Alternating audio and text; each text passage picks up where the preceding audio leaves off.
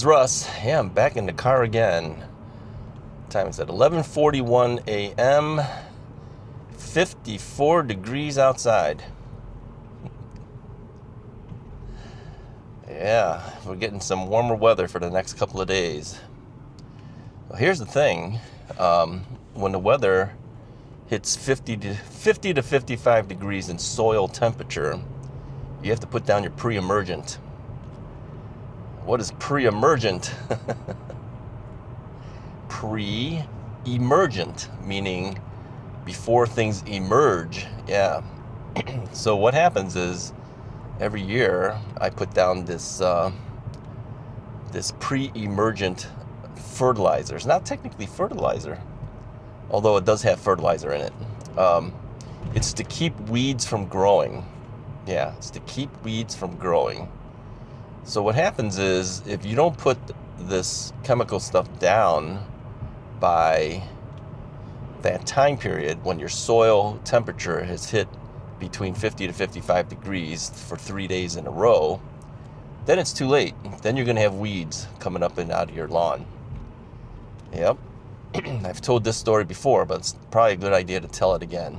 Every year I should be telling this, remind people.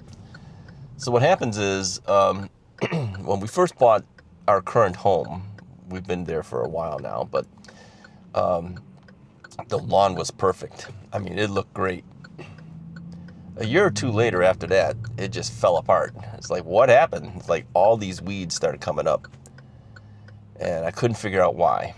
I says, maybe it's the lawn cutting guys. Are they cutting other people's lawns, and then when they come to ours, it puts their weeds into our lawn? I don't know. Then the more I looked into it, I found out that maybe, just maybe, the previous owners used pre-emergent, meaning they put chemicals down so that weeds can't grow. And maybe it took 2 years and then finally just started to grow. I mean, it was all over our lawn. These were big, thick-looking weeds, okay? So after I found out about the pre-emergent, was actually one of our viewers who told me which kind to get. I went out and bought some, put it down on our lawn, and sure enough, that year, no weeds. And ever since then, I've been putting down the pre-emergent chemical every year before the 50 degree weather hits 3 days in a row. No weeds. Now there are some areas that you miss. Okay, you use a weed spreader, one of those lawn spreading fertilizer spreader things. You walk along and it spreads it out, right? Sometimes you miss some areas, and those areas are where you get the weeds. So, but the vast majority of the lawn doesn't have weeds. Yeah, I mean, you don't know exactly where the stuff is going to fall, right? So sometimes it doesn't fall exactly on the area where the weed is going to grow.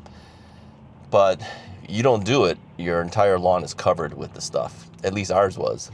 So I told my friend Stacy about it too, and then he started doing it as well. I just sent him a text before I'm heading out on my drive here. I said, okay, it's time for pre-emergent time. And here's how I check the temperature. There is a website that you can check. You put your zip code in and it tells you what the soil temperature is in your area. Okay, I'll leave it in the description of the video. But I also take one of my ThermoWorks thermopens, which is basically a cooking thermometer. I just stick it into the ground and it'll tell you exactly what the temperature is. Yeah, it read 54 degrees. So I said, okay, hopefully the last few days hasn't been higher than that. But I know in the next couple of days it's going to be 60-something degree weather, which means the soil temperature probably will stay up in the 50-something degrees. Now the problem is that after these 3 or 4 days of hotter weather, it's not hot, but in comparison, warmer weather, okay, it'll bring the soil up to 50. It's going to drop again. Yeah, it's going to drop back down into the 30s. So now the question is, if you don't put it down and it drops, is it too late? I don't know. I don't want to take the chance. So I'm going to apply the pre-emergent probably tomorrow. Yeah, today's a Saturday as I'm recording this, so I'll put it down on Sunday. Yeah, I don't want to take a chance. I know how bad the lawn looks when the weeds come out, and I don't want that. Now, I always put more than it really needs. I mean, they tell you a recommendation of how much you need to put down. I usually put more than that. Yeah. I don't know if it, I mean, it doesn't seem to hurt my lawn because I've done more than almost double the amount. It doesn't seem to hurt it, but it sure kills it off. It doesn't allow it to emerge. That's why it's called pre-emergent. You put it before the weeds emerge out, right? So let me know in the comments, do you do this to your lawn? Do you put down pre-emergent? Do you have weeds? Maybe this is something you need to do. Yeah. I mean, it's proven for me. I know that for a fact. I know for a fact because ever since we started doing the pre-emergent, we don't get those weeds, except for those few spots here and there that you miss. Other than that, it's gone. Now, sometimes I have also put down Scott's Turf Builder too, which has supposedly pre-emergent, but it's not a very powerful pre-emergent. I tried to do Scott's Turf Builder itself, and it didn't do anything. Yeah. So what I buy is this stuff made by a company called Jonathan Green. Yeah, I'll put a link. I buy it at Ace Hardware. There's not a whole lot of Ace Hardwares, but there are some in our area. And they're the only guys that I found that actually carry this brand. You could use any brand. I think Stacy buys his stuff at Menards, and it's not Jonathan Green. He just finds the stuff that has the active ingredient and buys it that way. I've just been sticking with the one that I know works for me. It's probably more expensive, right? But I've been sticking with that brand. So anyway, I'll put links. As if I find the links, I'll put links. If not, you'll have to look up Jonathan Green's website and then figure out where it's available. But whatever the active ingredient is, I forget the name of the active ingredient. If you find it in other products, then fine. But like I said, according to Scott's, it supposedly has a pre-emergent in there. It didn't do a thing. No, didn't do a thing. So I've done both. It's cost a lot of money to do it, but I don't want that stuff growing all over the lawn. So anyway, here's some other information for you guys. I put out the video concerning the damaged box and then the damaged bike, right, from FedEx. A lot of people were guessing what it is. A lot of people thought it's forklift damage. Could be. I don't know.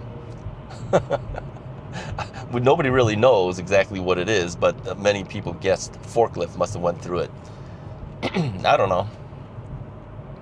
Maybe they stepped on it. I don't think you can step on a bike rim like that and cave it in like that. You know, it might have a certain bend to it, but man, that thing looked like something jammed into it. So so some have wondered what's going to happen now. Are they blaming you? Are they blaming whatever? I don't know. I'm not filing the claim. The company's going to file the claim. But what about my review bike? Yeah, that you can't ride that bike. Can't. Well, are they sending me a wheel? I don't know. But what we ended up doing, we went back and forth by email trying to decide how we're going to deal with this thing. Because, you know, the companies still want their review. I mean, the bike is coming out, right? It's already on their website. It's coming out, and they need the review out there. So the only way they figured the fastest way to take care of this issue was to send me another bike. Yeah. I mean, they were going to give me another one that was a different color, and I said, no, I don't want that color. I mean, basically, in exchange for the review, you get to keep the bike, right? That's basically how it works. I said, no, I don't want that bike. I want the other color. So they said, okay, well, they said maybe the fastest way is just ship you another bike. So I said, well, what am I going to do with the bike that's damaged? And that's where the dilemma is now, okay? They wanted me to ship it back. And I said, well, first off, I can't ship it back in the box that it came in. I mean, the box is just demolished. I mean, they made a makeshift box. I can't supply that and hope that it's going to make it to them. I says, I need the box of the second bike if you want me to ship it back. But I said, I says, instead of shipping it back, why don't you just send me a second wheel? I says, even if you charge me for the second wheel, I'd have 2 working bikes, right? And in that case, I says, maybe I can get Mrs. Wright to ride with me. I says, but I said, let me tell you about Mrs. Wright, because they asked me before, could you get Mrs. Wright to do this, you know, to ride this bike as well? And I said, no, she doesn't like to be on camera. I mean, she's been on camera before. In fact, some of the videos recently that I had where I put it in the background of these videos, you can see Mrs. Wright riding in front of me, right? All you'll ever get to see is her back. That's what I said. I says, but if we had 2 of the same identical bikes, I could maybe take it to different places with us and ride it. And they said, well, why can't you ride one of your other bikes, you know, from the same company, of course?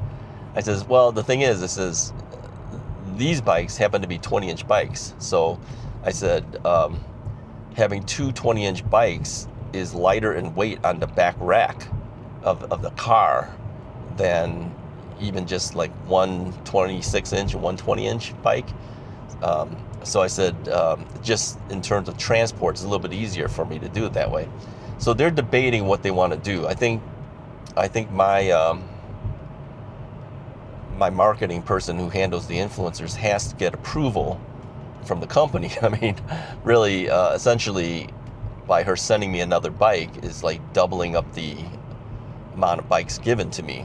So, but I said, in exchange, I says, if they'll just send me a wheel, I says, I'll even pay for the wheel. I says, if you let me keep the second bike, or the first original bike, the damaged bike, and let me fix it, then at that point, we can maybe do a couple extra videos for the company as far as going on some trips a little bit further from where we normally are, going on a couple of trips and then taking those bikes with us. So she's trying to get the approval for that. Yeah.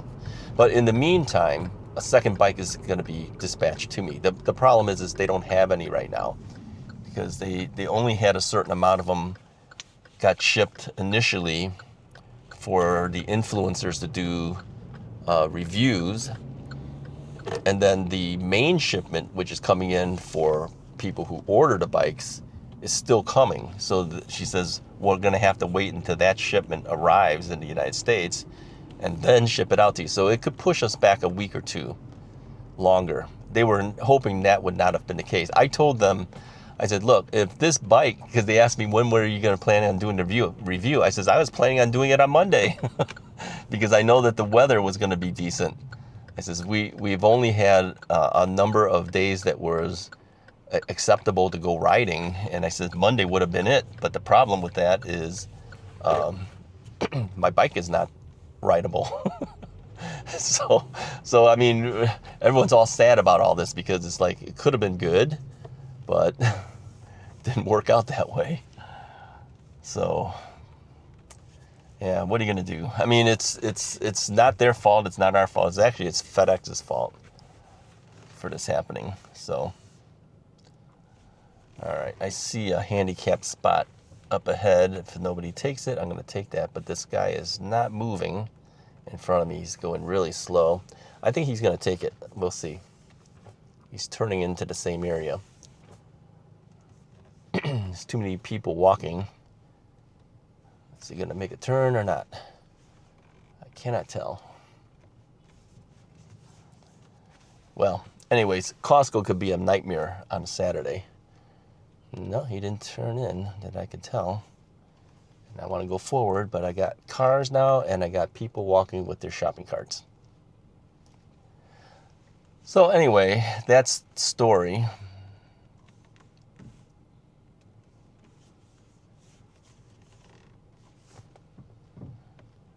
All right, I'm assuming he's going to allow me in. Yep, I guess he's allowing me in, so I'm just going to go. And he's probably wondering why, and he's probably going, why is he taking that spot? I don't know if he wanted this spot or not. It doesn't look like that person would have the handicap thing. All right, so I'm parked. So that's the story behind the bike. We're just going to have to wait it out and then eventually that review will come out. So I'll keep you posted what ends up happening. I mean, if we end up keeping the second bike, I'll let you know. If not, if it goes back, it goes back. You know, it's not like they have to let me keep it. It's just easier for them on the long run, really, if you think about it. Then all they would need to do is ship me a wheel at that point. You know, even if it comes from China, it doesn't matter. Ship me a wheel, it's easier. Then I can do additional videos for them with the two of us. So I've done this before in the past with another company, and it worked out real good. And I actually sent them a link to that video and said, this is the type of thing we did before. And I says, my viewers have asked before too, when is Mrs. Wright going to be back on the videos? And they all know, I said, that she never puts her face on the video. All you're going to see is her riding in front of me. But having two of the same bikes is always a better thing. So, all right, hit the like and subscribe button. Let me know what you think about all this mess. Talk to you guys next time.